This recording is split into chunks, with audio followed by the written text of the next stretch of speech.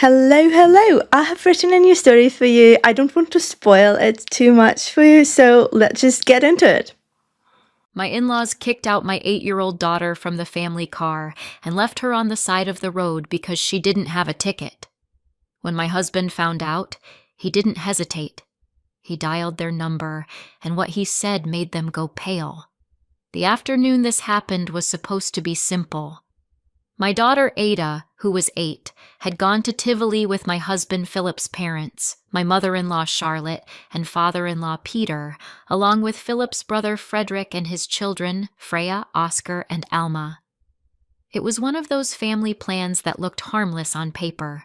A cousin's day, a few rides, too much sugar, and a tired child coming home with a wristband and a story about the carousel. I stayed home in our apartment in Copenhagen, answering work emails and using the quiet to catch up on laundry. As far as I knew, every detail of the day had been handled in advance. I had handled the Tivoli booking the night before, forwarded Charlotte the booking confirmation assuming Ada had been included, packed her cardigan, slipped her transit card into the front pocket of her backpack the way I always did, and kissed the top of her head before they left.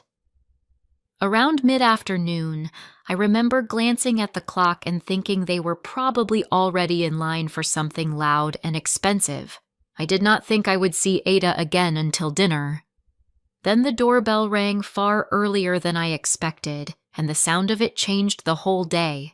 I opened the door expecting Peter with some practical explanation, or Frederick asking if Ada had forgotten a sweater, or even one of the cousins bouncing in first and announcing a schedule change. Instead, Ada was standing there alone. Her backpack hung off one shoulder, one shoelace was untied, and there was a red mark across the bridge of her nose where she had clearly been rubbing at tears and trying to hide them. She was not sobbing. That would have been easier.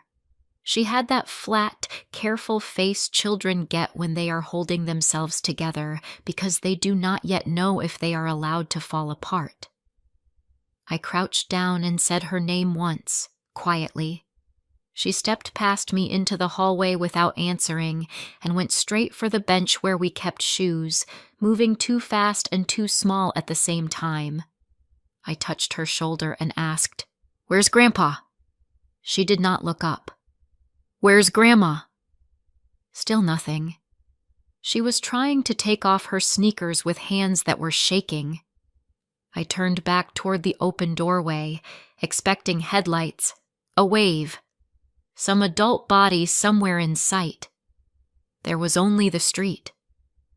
I walked out onto the landing and looked both directions, then leaned over the rail to scan the road below our building. No parked car with the engine running. No Peter at the curb pretending this was normal.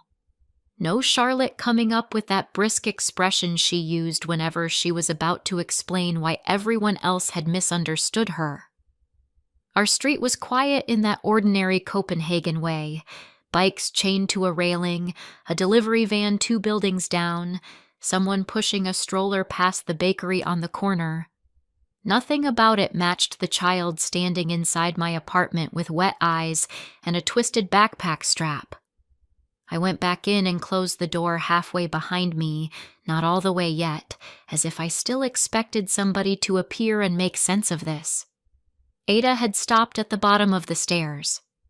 "Honey," I said, keeping my voice even. "Did they drop you off and leave?" She pressed her lips together. Then she nodded once. I asked, "Who left?" That was when she finally looked at me, and what I saw on her face was not confusion. It was humiliation. "Grandma said I had to get out," she said. And suddenly the apartment felt much smaller. I shut the door, locked it, and guided Ada into the kitchen because I needed her sitting down, under lights, with a glass of water in front of her, while my own brain caught up. She climbed onto the chair without protest and folded her hands between her knees, the way she did at school conferences. I asked her to start from the beginning. She swallowed, looked at the table, and said, "They said I couldn't come." I thought I had heard wrong. "To Tivoli?" I asked. She nodded. "So they brought you home?" Another small head shake. "No, they stopped the car." The way she said it was what made me slow down. Not dramatic, not confused, just exact. I pulled out the chair across from her and sat. "Ada," I said, "I need you to tell me what happened, one part at a time." She twisted the hem of her shirt around one finger. "Grandma said I didn't have a ticket," she said. Then, after a beat, "And then they made me get out." I had known Charlotte could be cold. I had known Peter could sit beside something ugly and call it unfortunate. I had not pictured the sentence my daughter had just handed me. I asked the next question because I had to. "Where did they leave you?" Ada named a bus stop I knew, not right outside Tivoli, but far enough away that they had clearly driven off before pulling over. I asked if Frederick got out with her. No, if one of the older cousins did. No again. Peter had opened the automatic lock from the front. Charlotte had said, "You know the route." And the rest stayed where they were. How did you get home? Ada reached into her backpack and pulled out the little transit card in its blue holder. She set it on the table between us like evidence. "I took the bus," she said. She had stood at the curb reading the display board because that was what we had practiced on ordinary days, never for something like this. Some facts hit the body first. Mine did. My hands went cold. My jaw locked. My daughter had been excluded from a family outing over a ticket category and sent home alone on public transport by the adults responsible for her. That was when the day stopped feeling rude and started feeling vicious. I stood and went to the sink, not because I needed anything there, but because I needed 1 second to fix my face. When I turned back, Ada was already heading upstairs with that child logic that says if I can get to my room, maybe the worst part gets smaller. "Wait," I said. "Did anyone call me?" She shook her head. "Did you call anyone?" Another shake. Then I realized what I should have seen instantly. Ada did not have a phone. We had talked about one for later, maybe when she turned 10, but right now she had none. No way to call me from a curb. No way to call Philip. No way to say she had been put out in the middle of a family outing and told to get home alone. She had only the transit card I had packed out of routine, and the route she knew because we had practiced it in safe daylight for normal life, not abandonment. She kept going up the stairs anyway, shoulders tight, and I followed, calling Philip on the way because by then I knew this was not something he could hear about later. By the time I reached her bedroom door, I knew the story was about to get worse.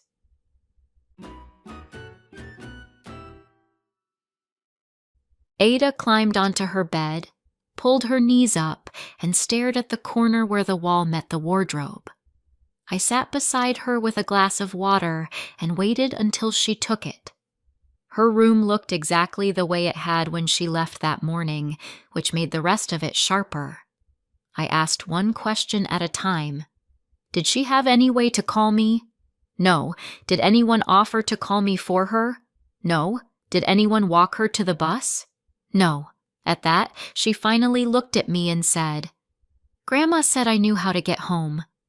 She said it in Charlotte's clipped little rhythm, and that was almost worse than the words. I asked when they said she could not come. "When we got to Tivoli," she said. Grandma checked the e-tickets on her phone while we were still in the car. She rubbed both palms over her eyes. She said mine wasn't there. For 1 second, I thought maybe the booking had glitched or I had missed a step during checkout. Then Ada added, "She said because there wasn't one for me, I couldn't go in." And that was when the ticket stopped sounding like an explanation and started sounding like an excuse. I went downstairs, pulled up the purchase confirmation on my laptop, and Ada came with me, wrapped in my cardigan now, speaking more because motion helped. I thought I had included Ada when I made the booking, but looking at the confirmation, I could see her ticket had never actually been issued. Her name wasn't on the final order. Fine. That is the kind of mistake adults solve in 40 seconds. I said that out loud while I scanned the email. If there was any problem right there, they could have called me and I would have paid for a new ticket immediately. Ada nodded, but did not look relieved. I told Grandma you could pay, she said. What did she say? Ada's mouth tightened. She said that was not the point. I looked up from the screen. Then what was the point? Ada repeated the scene the way children do when they are telling the truth and still trying to understand it.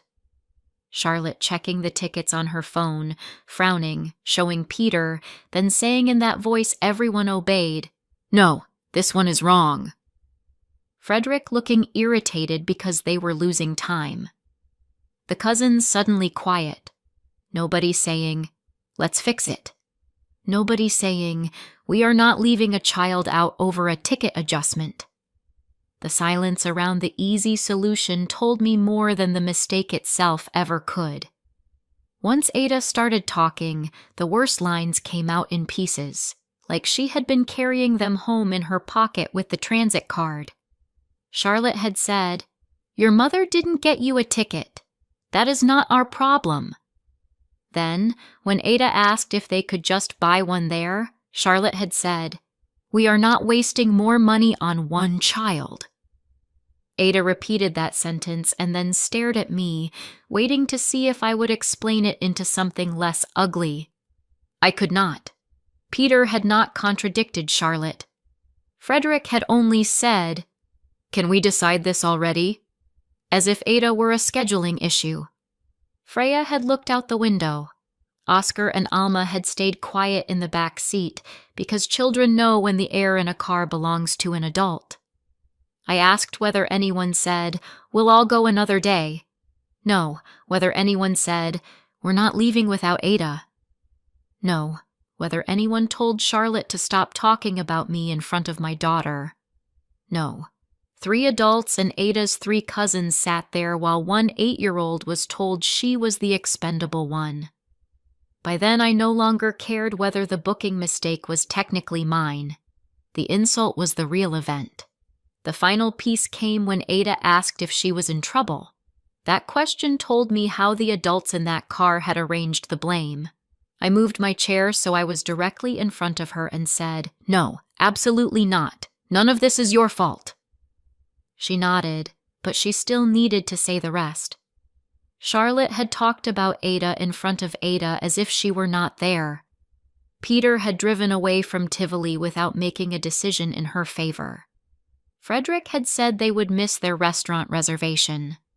Then they had pulled over near the bus stop, and Charlotte had turned around and said, "You know how to get home? Take your card." Peter unlocked the back door. No one got out. No one hugged her. No one said they were sorry. Ada climbed out with her backpack, and by the time the door shut, the car had already become a family car without her in it. She stood on the sidewalk and watched it pull away with her cousins still inside. She said that was when she understood they were really leaving. When Philip's key turned in the front door, I already knew this was not a ticket problem. It was a message, delivered through my child.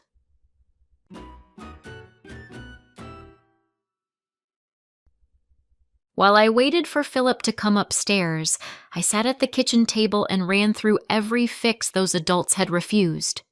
They could have called me from the entrance, sent a payment link, paid for a new ticket, and let me reimburse them before the ride line moved, turned around, scrapped Tivoli, and taken all the children somewhere else, done the basic human thing and refused to humiliate one child in front of the rest.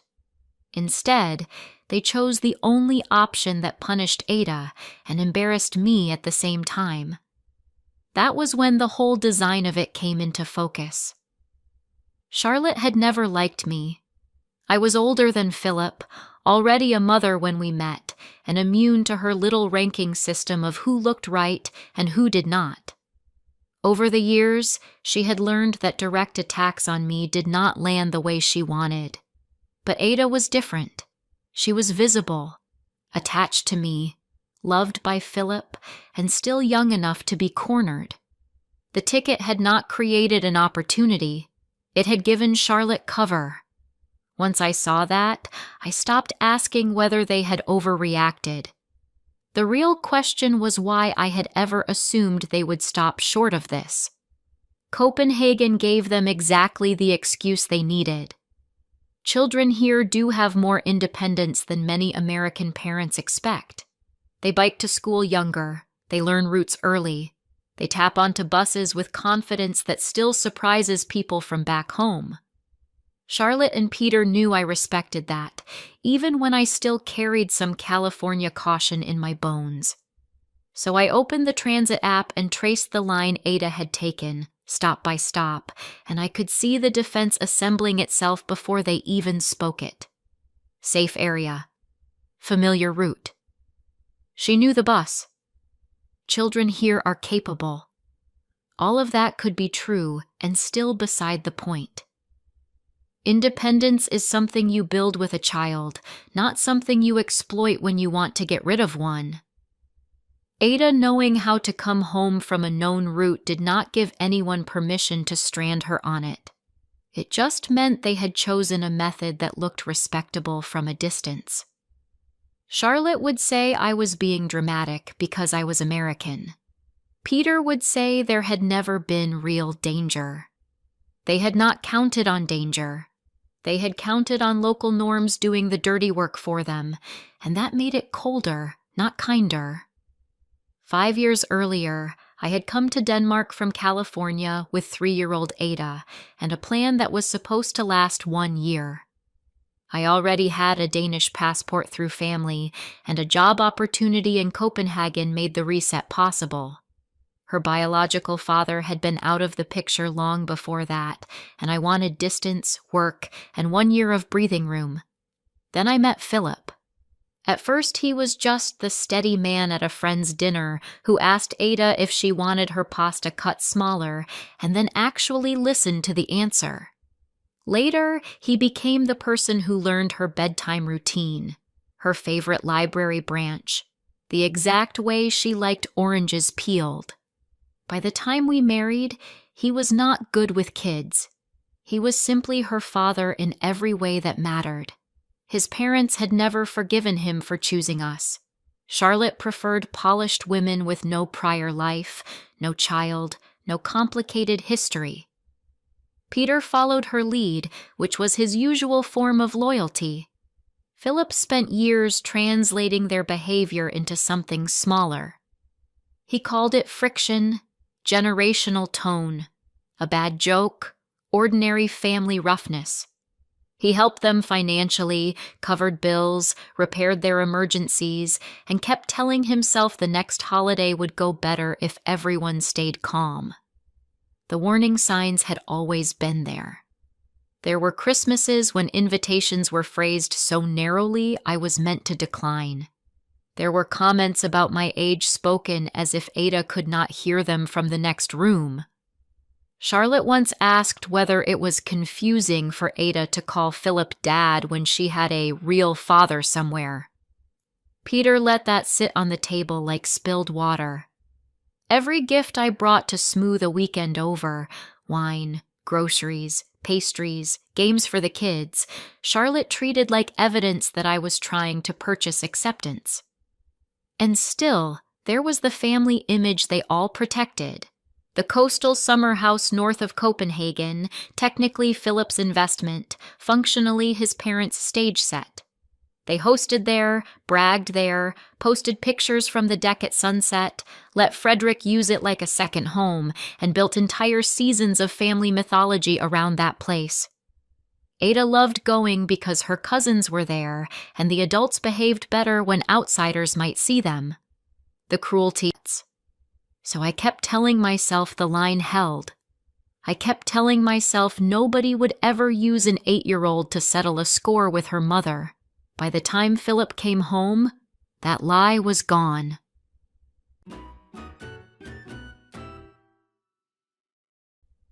Philip found us in the kitchen, Ada wrapped in my cardigan and turning her transit card against the tabletop. He did not come in talking. He set down his keys, crouched beside her chair, and asked, "Can you tell me what happened?" She gave him the short version because by then she was tired. There was no ticket for me. Grandma got mad. They said I could not come. They made me get out. I took the bus home. He listened without interrupting, kissed the side of her head, and told her to go pick a movie for later. Then he stood up, took my laptop, read the ticket email, and asked one precise question. When did they leave her? I gave him the stop name and roughly the time.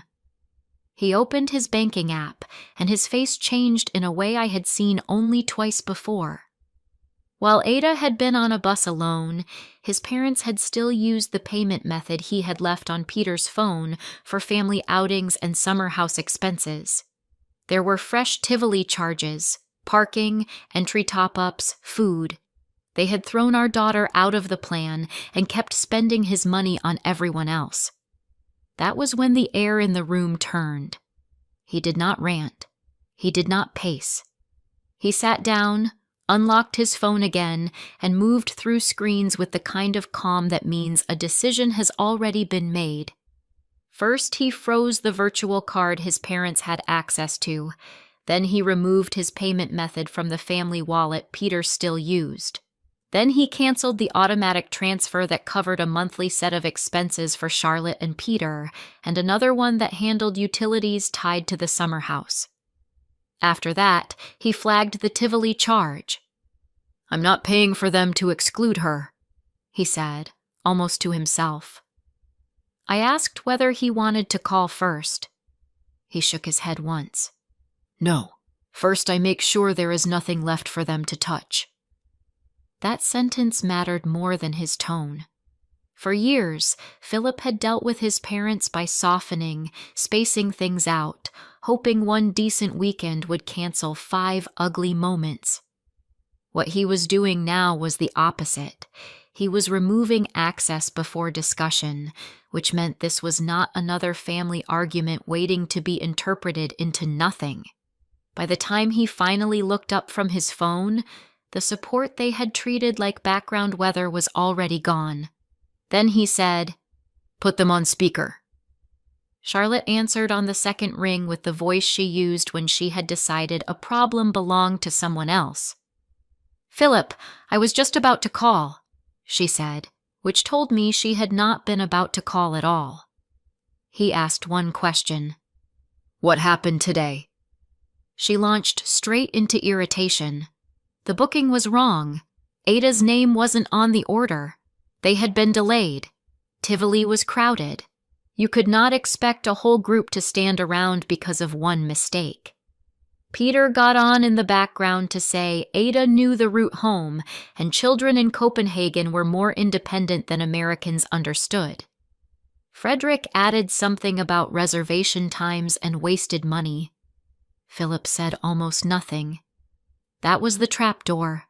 They mistook silence for weakness and kept climbing down it. Charlotte said I was being dramatic. Peter said there had been no danger. Charlotte said I always turned Danish practicality into theater. Not one of them asked if Ada was okay.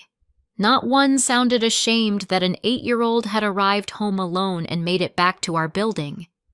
Every excuse made the same thing clearer. They were not trying to repair what they had done. They were trying to win the framing of it. They thought if they made it sound efficient enough, cruelty would pass for reason. When they finally ran out of justifications, Philip spoke in the same steady tone he used with contractors, which was somehow more devastating than yelling would have been. "You used my money to throw my daughter out of a car," he said. There was a beat of silence on the line. Charlotte started with, That is not what happened. And he cut across her for the first time. It is exactly what happened. Peter tried next. Philip, nobody threw her. Philip cut him off too. Cards are blocked. Your payment access is gone. I've challenged the Tivoli charges. You will not see Ada again. Charlotte's voice sharpened into panic under the anger. Over one misunderstanding? Philip did not raise his. No, over a choice. That landed because it named the thing they were still pretending did not exist. Charlotte began talking faster, reaching for family language, for history, for how much they had done for him, for how children had to learn resilience, for how I had poisoned the situation. Philip let it all pass. Then he said, I'm not debating this. For the first time since the call started, they sounded uncertain. It was not the end. He had one more sentence left. The summer house is in my name, Philip said. I'm selling it. I had known he was considering some response about the house the moment I saw him cancel those utilities, but hearing the words aloud still changed the shape of the room. On speaker, Charlotte inhaled so sharply it crackled. Peter talked over her. Frederick, who had apparently still been listening, started saying Philip could not make a decision like that without talking to the family first. Philip answered him before he could finish. It was never the family's house, he said. It was mine, and I'm done funding this version of us. That was when the excuses collapsed and the panic showed its face. Not about Ada, not even about the blocked cards, about weekends, about summer plans, about guests, about who had already been invited for midsummer and what people would think if the place was suddenly unavailable. Charlotte's voice had gone high and thin. Peter was trying authority and failing. Frederick kept saying this was insane. Philip listened for maybe 5 seconds, then ended the call. Just like that. For the first time all day, his parents sounded afraid, and it had nothing to do with what they had done to a child.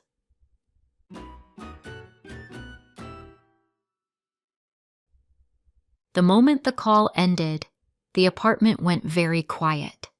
Not relieved quiet. The kind that comes after something final has been said aloud and cannot be unsaid. Philip put his phone on the counter and stood there with both hands flat against the wood for a few seconds. I asked if he was all right. He said, No. Then he went upstairs and sat on Ada's bed while she showed him the movie she had picked, and he told her only what she needed to know. She was safe, she had done nothing wrong, and nobody would be taking her anywhere without us again. He did not tell her about the money or the house. Children do not need the adult mechanics of protection. They need the protection itself. Later that evening, as she fell asleep on the sofa between us, his phone lit up with message after message. Charlotte. Peter. Frederick. Then Charlotte again. None of them asked how Ada was doing. The first text Philip opened said, You cannot punish the whole family over this. The second said, We need to discuss the house before you do anything rash. That was the point of no return laid out in bright little letters on a screen. By morning, they were at our front door. Charlotte arrived carrying a pastry box from a bakery she knew I liked, which was how I knew she had come to perform remorse rather than feel it. Peter stood beside her with his jaw set in that falsely patient way men use when they think they are about to correct a younger household. Philip opened the door but did not invite them in. I stood a few feet back where I could hear everything and keep one eye on the stairs in case Ada came down. Charlotte started with tears. Not many. Just enough. We came to talk like family, she said. Philip said, You can talk from there. Peter took over, offended by the boundary before the subject had even started. He said this had all gone too far, that emotions were running high, that adults sometimes made practical decisions children did not understand. Charlotte lifted the pastry box slightly, like evidence of good intentions. "We were going to bring Ada something," she said. Philip did not move. "Ada is not coming to the door." That changed the temperature. Peter bristled. Charlotte's tears dried up in real time. Frederick had apparently stayed in the car because we could see him sitting below with his phone, waiting for the door to open or the problem to shrink. Instead, it got wider. Within 2 minutes, they told on themselves again. Charlotte said people were already asking about summer dates. Peter said there were tools, clothing, and personal things in the house. Charlotte said Frederick's family had planned 2 long weekends there, and guests had already been mentioned. Peter added that if the sale rumor spread, it would create unnecessary embarrassment. I listened to them stack their concerns in order, and my daughter was nowhere near the top. When Ada finally did come into a sentence, it was as proof of innocence. "She got home fine," Charlotte said, as if outcome erased action. Philip answered, "That is not a defense." Peter tried to redirect. "We all said things in the heat of the moment." Philip said, "Ada was 8 in the heat of the moment." Charlotte's eyes flicked toward me then, and I could see the old reflex return. This was supposed to become about my sensitivity, my Americanness, my tone. But Philip was not offering that opening anymore. He let them talk long enough to reveal exactly what mattered to them: the house, the access, the money, the humiliation of having to explain a sale they had never actually controlled. Not once did either of them ask to apologize to Ada. Not once did they ask what she had felt standing at that curb. Philip stepped onto the threshold then, not aggressively, just enough to make the line visible. "The line was not the ticket," he said. "The line was using a child to punish her mother and spending my money while you did it." Charlotte opened her mouth, but he kept going. "You do not get to rename this into a misunderstanding because you dislike the consequences." Peter said the sale could wait until everyone calmed down. Philip said, "No." Charlotte asked whether he was really going to destroy family over one afternoon. He answered, "You did that yesterday." Then he gave them a deadline. They had until Friday evening to remove their personal things from the summer house. After that, access codes would change, the agent would have the keys, and anything left would be boxed and held for collection. Peter stared at him as if authority itself had just failed in public. Charlotte looked at me again, hunting for softness, and found none. For years, she had treated Philip as the son whose money, property, and patience were extensions of her own importance. Now he was standing in our doorway speaking to her like a man who had completed the last translation and was done. There was nothing left to negotiate. He closed the door while Charlotte was still talking. Not slammed, not theatrical. Just shut, latched, finished. Peter knocked twice, then stopped when it became obvious nobody was reopening anything. Through the frosted glass, we watched their shapes stand there for a few seconds longer, stunned by a boundary they could no longer talk around. After that, the practical pieces moved exactly the way Philip had said they would. He disputed the Tivoli charges, and they never got another kroner of access to his money. The card access stayed blocked.